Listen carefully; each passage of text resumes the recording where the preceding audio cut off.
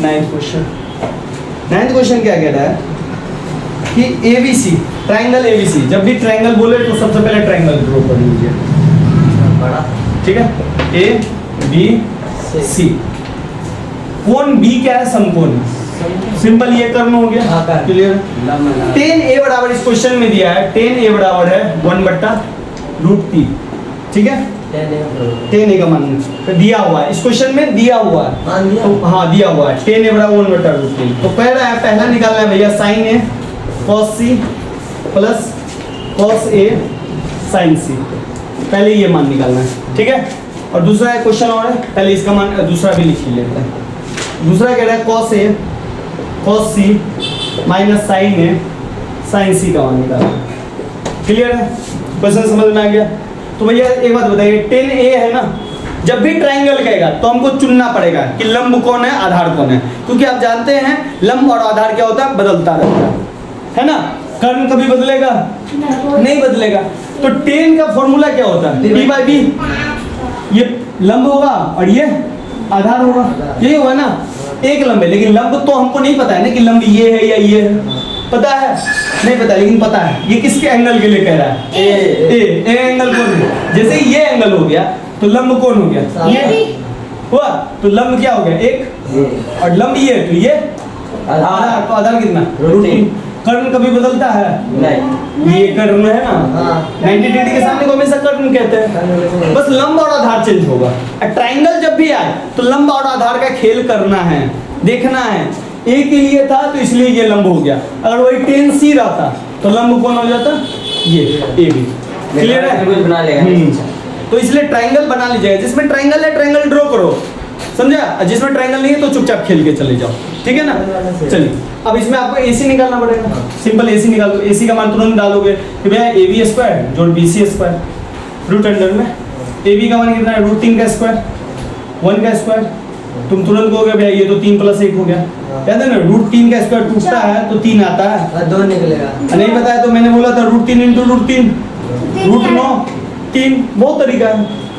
तो 3 √4 का 2।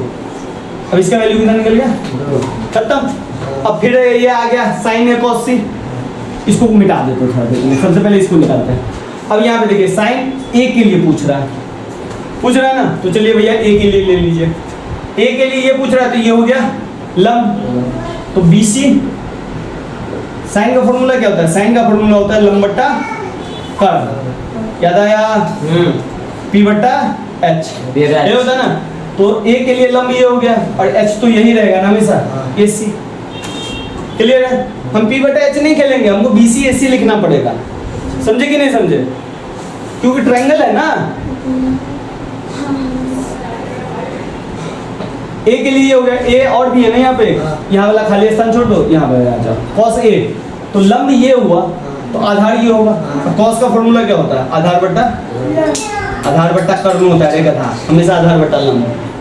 cos का फॉर्मूला होता है आधार बट्टा कर्ण, जिसको हम बोलते हैं B/H। तो B को आधार ही बोलते हैं ना, B मतलब बेस, H मतलब हाइपोटेनस, P मतलब परपेंडिकुलर।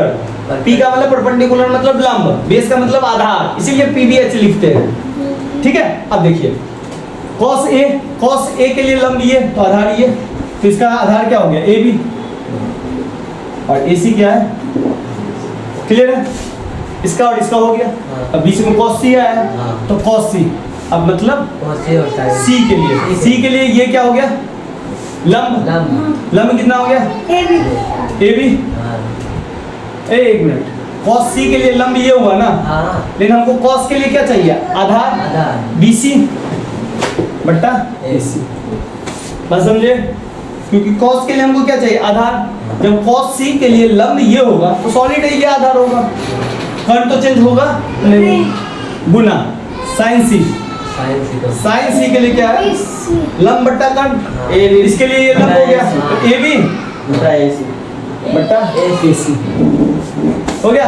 BC का मान डालो 1, AC का मान 2, 1/2, AB का मान, BC का मान कितने, 1/2 है, AB का मान √3 2 × √3/2, 1 का 1 से करो, 2 का 2 से करो, 3 4 कैल्शियम 4,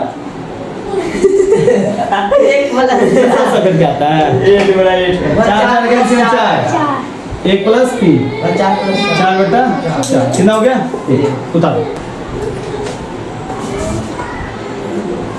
दूसरा क्वेश्चन देखिए cos c minus sin a sin c देखिए यहीं से उठा लेते हैं हमको फिर से खेलें या उठा ले नहीं मैं कहता हूँ फिर से खेलो ट्राई करो तुम सब करो तुम सब ट्राई करो तुम सब यहाँ से उठाना नहीं है समझे यहाँ पे देखना नहीं है नहीं मैं ही आप हमको बताइए ठीक है अब देखिए a के लिए पूछ रहा है cos का फॉर्मूला क्या होता है आधार बट्टा कट cos a AB बटा AC cos a के लिए लंब कौन हुआ ये जब ये लंब तो ये आधार तो इसको क्या लिखेंगे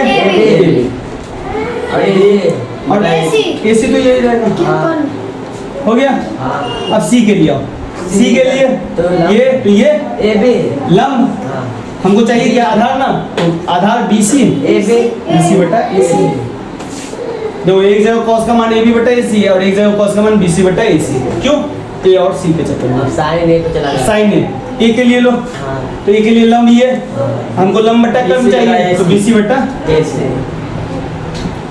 गुने sin C के लिए ये के लिए लंब ये AB बटा AC